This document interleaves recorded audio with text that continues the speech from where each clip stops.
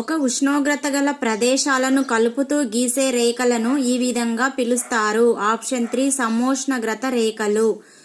ఉపాయన రేఖ అధిక పీడన మేఖల నుండి ఉపధ్రువ అల్పపీడన మేఖలల వైపునకు వీచే పవనాలను ఇలా పిలుస్తారు.